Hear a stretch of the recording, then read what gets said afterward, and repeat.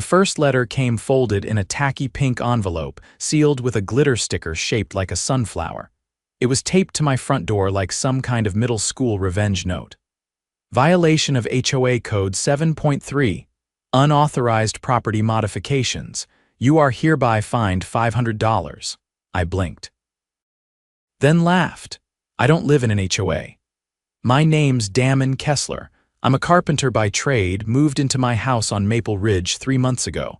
It's a single-story ranch with a wide driveway and a wraparound porch I built myself. I picked this place specifically because it wasn't under an HOA, which around here are run like miniature dictatorships. But that didn't stop Judith Newell. Judith was the president of the Maple Ridge Estates HOA, 3 blocks down and across the street. We're not even in the same zip code technically. But Judith, 50-something, blonde bob, always wearing a sun hat 2 sizes too big, decided I was visually connected to the neighborhood, whatever that means. She showed up the next morning while I was loading lumber into my truck. "You'll need to remove that pergola," she said, eyeing it like it was a rat nest.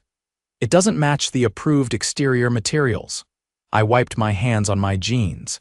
"You're not my HOA president," I said. "I'm not even in your HOA." She pointed to the curb. "You use the same street we do.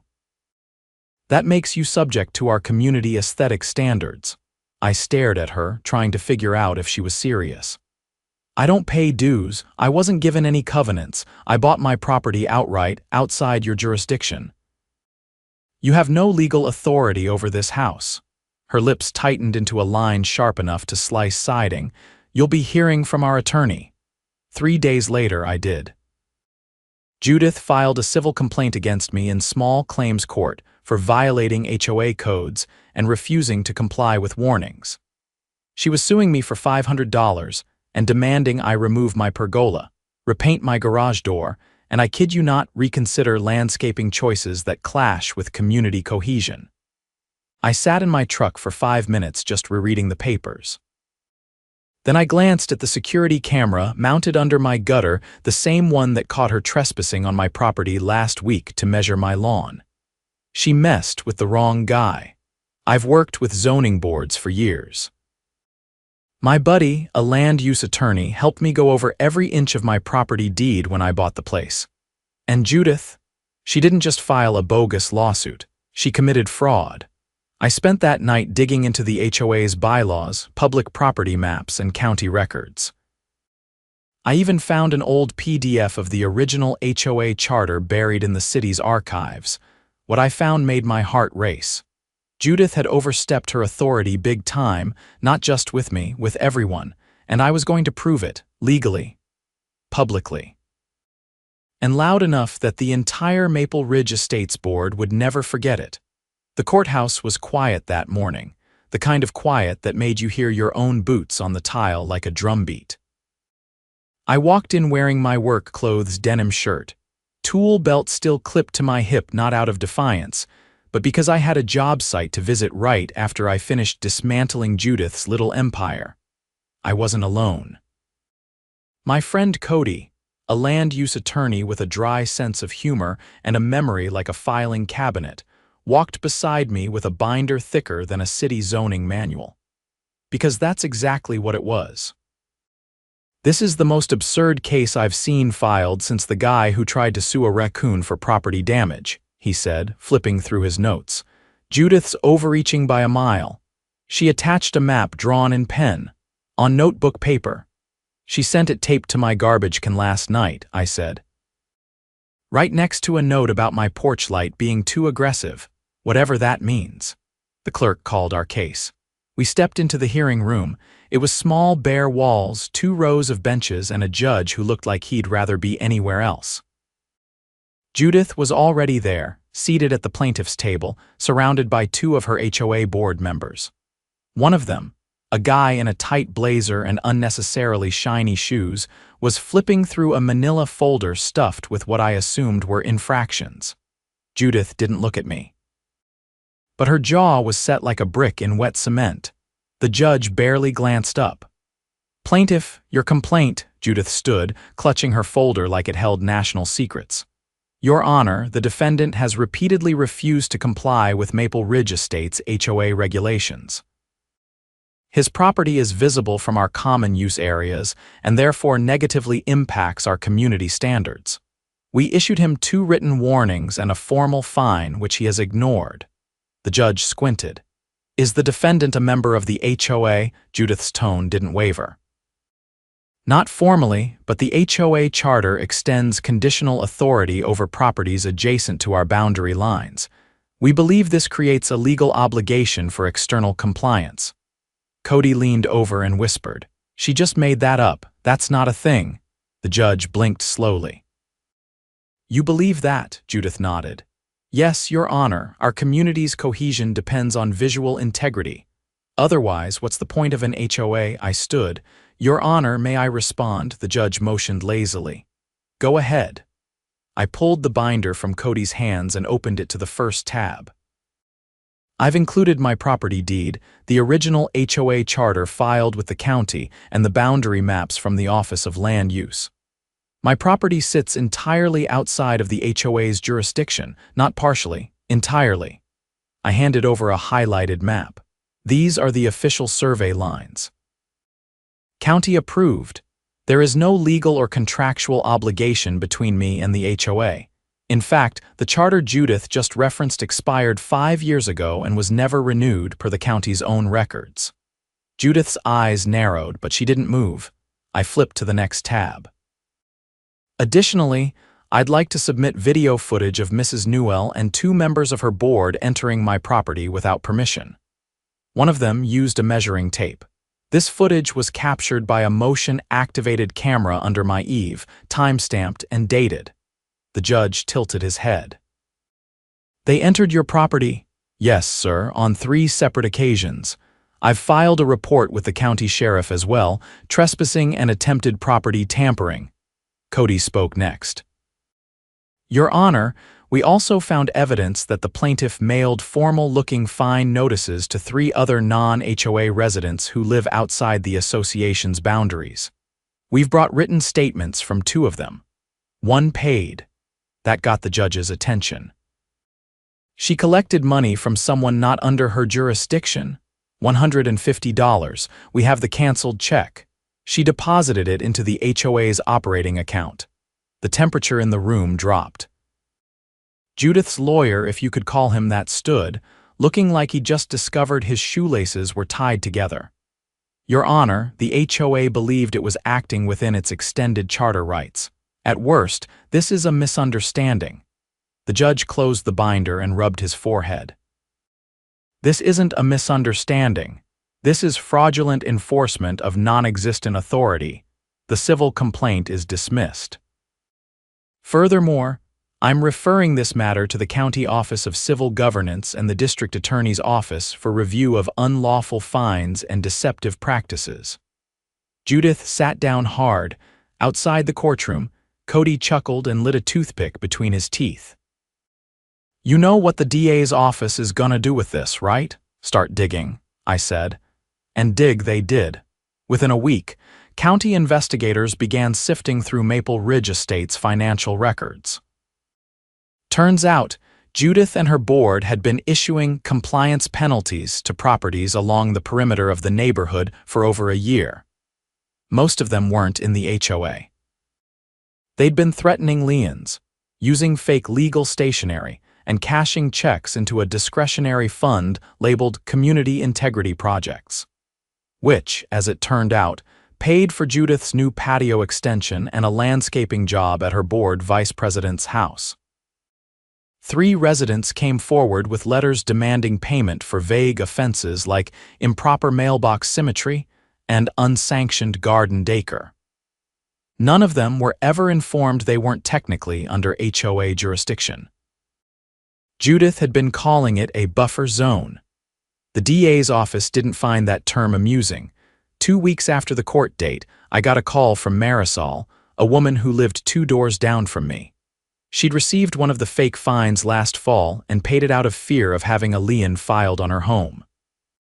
I showed her the documents we filed and she nearly cried. "They made me take down my daughter's swing set," she said, said it blocked the community's line of sight. I gave her a copy of the complaint the county filed against the HOA. She read it twice, then asked if I could help her put the swing set back up. By the end of the month, 5 homeowners had joined together to file a civil suit against Judith and the board for fraud and emotional distress. A 6th joined after discovering that their backyard shed had been spray painted with the words "non-compliant" in white paint. County investigators traced the paint to receipts in the HOA's discretionary fund ledger. Judith was arrested for fraud and trespassing. 2 board members stepped down immediately. The 3rd tried to claim ignorance, but the email threads retrieved during the investigation showed otherwise, and the HOA dissolved. The county terminated its charter pending a full audit and reauthorization vote, which, as of now, hasn't happened. The neighborhood elected a temporary resident committee to handle basic maintenance, and they've made it clear: no more unsolicited citations, no more fake fines, and no more buffer zones. As for me, I finally finished the pergola, painted it a bright cedar red just to twist the knife. Every time I sit under it with a cold drink and a view of my now fully legal property line, I remember the look on Judith's face when the judge said the word fraud. I didn't just beat the HOA, I buried it. The morning after the HOA was officially dissolved, my porch was lined with folding chairs. Not mine neighbors. They started showing up around 7, some with coffee, others with lawn chairs and kids in tow. Marisol brought donuts. One guy, Wes from 3 houses over, brought a Bluetooth speaker and played classic rock like we were tailgating the end of an era. They weren't here to celebrate me. They were celebrating being free. I watched from the top step, arms crossed, as people swapped stories, real ones. Things they'd kept quiet about for months, even years. One woman in a faded flannel said she stopped planting vegetables because Judith once told her tomato cages were an eye-level hazard. Another guy admitted he repainted his fence twice in the same month because he got 2 conflicting color violation notices, each signed by a different board member. No one had ever questioned it, not until now. Why didn't anyone speak up sooner? I asked. Wes leaned back in his chair, arms behind his head. Most of us figured it was just easier to go along with it. You were the first one who didn't. I didn't say anything. Just nodded and handed him a bottle of water. Later that afternoon, I got a call from Detective Alton, the county officer assigned to the fraud case. He sounded like he hadn't slept. "We got the preliminary financials," he said. "It's worse than we thought." He didn't pause for drama. Just listed it off, tone flat and clipped. Over $30,000 in unauthorized fines collected from non-members. At least 4 separate home improvement projects billed to the HOA's discretionary fund, each one benefiting a board member personally. There's even an invoice for a private security camera system installed at Judith's house, paid for with HOA dues. I took a breath. What's the next step? There's going to be a formal indictment hearing. We've already served warrants for document seizure. And there's something else. He hesitated just for a second. We found tampered ballots from last year's board election. Someone rigged the vote. That caught me off guard. Why? She was already president. Looks like she lost, but the results were never posted. We found the originals in a locked drawer at the HOA office. She falsified the numbers and shredded the real ones. I stepped off the porch, pacing the edge of my lawn. Can that be prosecuted? It's election fraud. Even if it's not state level, it's still a felony under community governance laws. The DA's office is preparing charges. By the time I hung up, my adrenaline was back. I wasn't done, not even close. That evening, I stopped by the old HOA office, a small space that used to be a community pool supply shed, converted into their administrative hub. The county had already posted a notice on the door, "Closed pending investigation." But the lock was new, industrial grade. And the security camera above the door blinked red. I turned and spotted a familiar figure across the street, standing by a silver SUV. It was Alan, the former treasurer of the board. He looked thinner than I remembered, like the whole mess had aged him 10 years in a week. He saw me and walked over slowly. "I didn't know," he said before I even opened my mouth. "I swear to you, Damon, I didn't know about the money." "Then why didn't you stop the fake fines?" "I thought they were legit. She told us the charter had been extended by a legal review. Said we were just bringing in outliers for the good of the neighborhood." "You didn't check the paperwork." She said it was confidential, that the county hadn't finalized the filing. I studied him. He looked wrecked, not guilty, just broken. "She lied to all of us," he said, voice barely above a whisper. "I quit after she made me sign off on that landscaping budget. I knew it wasn't for the park." I nodded. "You willing to testify?" Without hesitation, he nodded. "Yeah, I've got copies of everything she made me sign. I kept backups. I didn't know who to give them to." I gave him Detective Alton's number and watched him walk back to his SUV with a kind of quiet relief I hadn't seen on anyone involved in this yet. He wasn't a victim, but he wasn't the villain either. 2 days later, I was subpoenaed to testify at a grand jury hearing. I wore the only blazer I owned and brought the original footage from my security cam unedited, time-stamped, backed up 3 different ways. The prosecution team walked me through every detail, from the fake citations to the trespassing. I didn't embellish. I didn't need to. Judith's actions spoke for themselves. The prosecutor, a sharp-eyed woman named Felder, asked one final question before I stepped down. "Why did you decide to fight back?" I thought for a second. "Because someone had to. And I figured if someone was going to peel the paint off this operation, it might as well be a carpenter." The grand jury returned 5 felony counts against Judith: fraud, theft by deception, election tampering, criminal trespass, and misuse of public funds. The judge signed off on an arrest warrant that same day. They picked her up at a golf club in a neighboring county.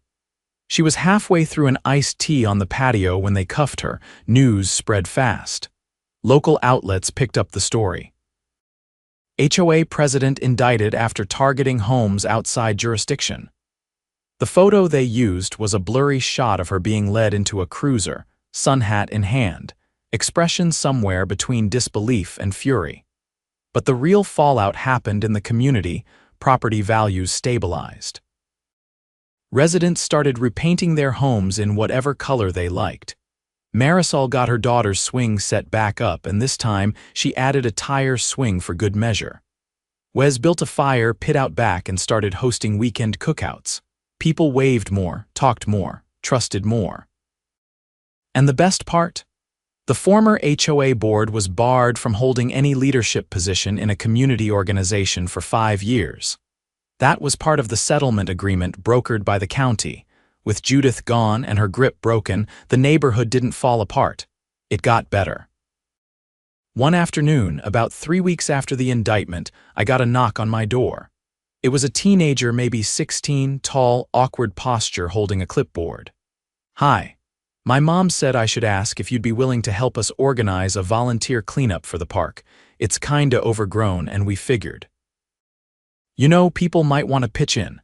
I glanced past him, saw a few other kids raking leaves and trimming branches already. "You don't need a permit or anything," he laughed nervously.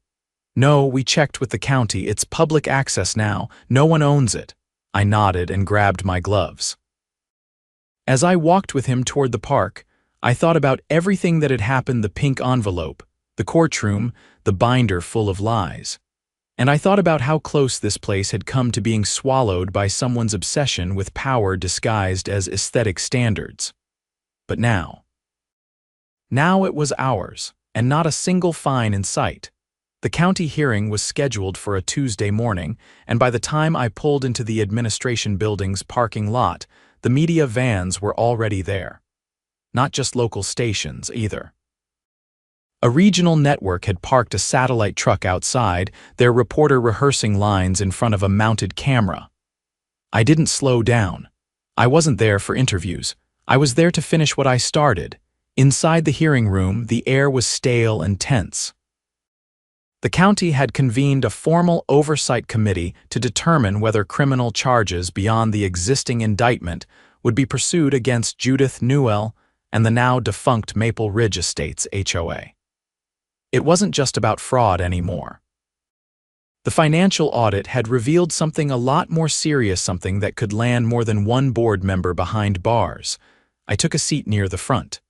To my left sat Marisol, her hands folded tightly in her lap. To my right, Cody whispered, "They're not going to keep this quiet, not anymore." "You ready for what comes next?" I nodded. I didn't drag this mess into the light just to walk away halfway through.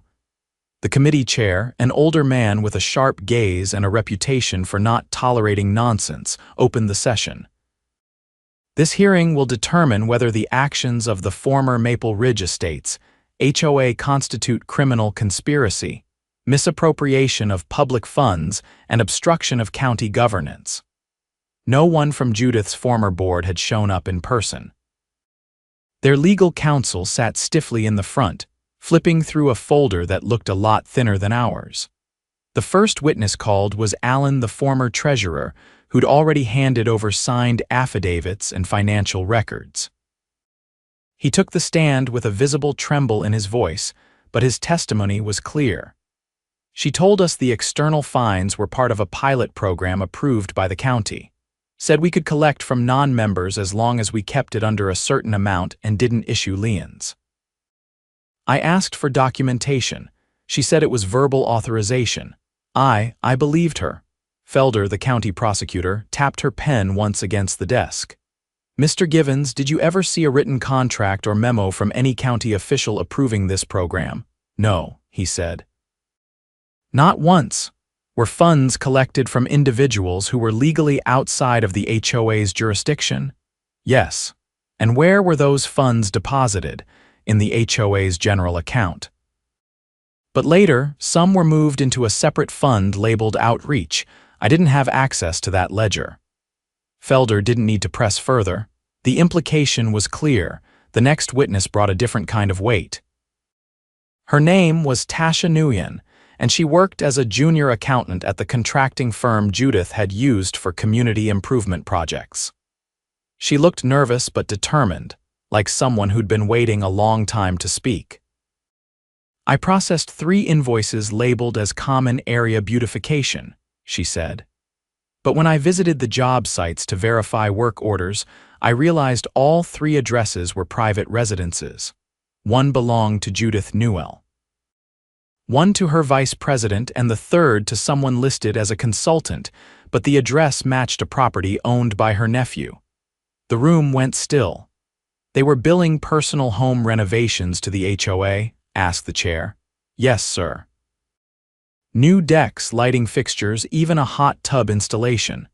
The contractors thought it was above board because they were being paid on time and the checks cleared." The chair turned to Felder. "Are we looking at embezzlement?" "Yes," Felder said, "and possibly tax fraud." The funds were reported as maintenance expenses, but the materials were never logged as depreciable assets. "We're coordinating with the State Revenue Office." That was the moment the hearing shifted from procedural to explosive. The final witness was Detective Alton. He didn't bring drama. He brought evidence receipts, emails, digital correspondences, all obtained via warrant. He confirmed that Judith had not only rigged board elections and fabricated citations, but that she had also run a shell company registered under her cousin's name to funnel reimbursement checks back to herself under fake vendor listings. The HOA hadn't just overreached. It had become a criminal racket. The total estimated misappropriation exceeds $85,000, Alton said.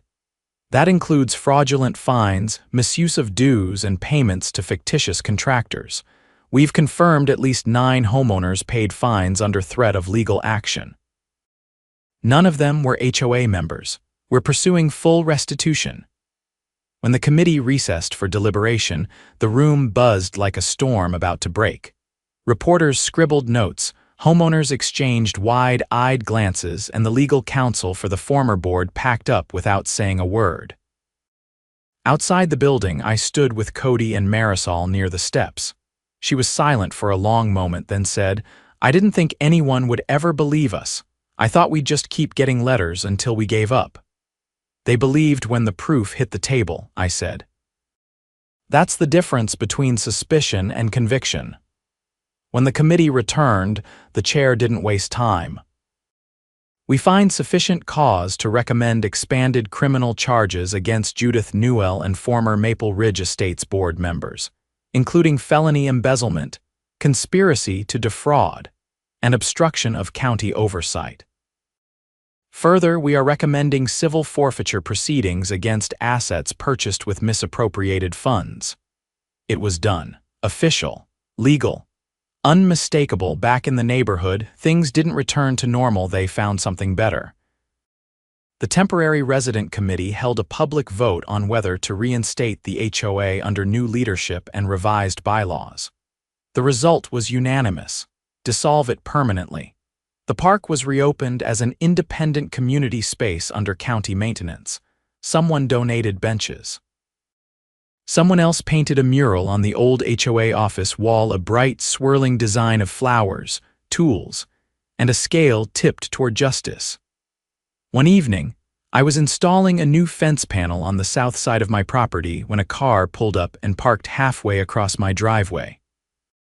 I wiped my hands and turned. A woman stepped out. Late 30s, dark coat, clipboard in hand. "Mr. Kessler, I'm with the County Office of Residential Affairs. I was assigned to follow up on the Maple Ridge Estates case and facilitate the restitution process." I nodded. "You're here about the money they stole, partly. But also to let you know that, thanks to your testimony and documentation, we've flagged 2 other HOAs in the county with similar patterns. We're launching audits into both." I raised an eyebrow. "You think this was a template?" She nodded. "Judith didn't invent this. She just got caught first." She handed me a form. "If you're willing, we'd like to consult with you and your attorney as part of a task force. We're drafting new county standards for HOA governance. Your case is being used as the model." I took the form, glanced it over, and said, "Send me the schedule. I'll be there." That night, I sat on my porch with a cold drink and watched the sun dip behind the tree line. Across the street, Wes was stringing up lights between 2 trees while his kids ran circles around him. A few houses down, Marisol waved from her front yard, her daughter's swing set now surrounded by planters, and a wind chime someone had made out of old garden tools. Peace didn't mean everything was perfect, but now it was honest, free, ours. The woman who tried to steal that from us had been dragged into the light, and the community she thought she could control had stood up, spoke out, and pushed back, and I kept every letter she ever sent me. Not out of spite, out of memory, because sometimes the best way to keep your home safe is to remember exactly who tried to take it.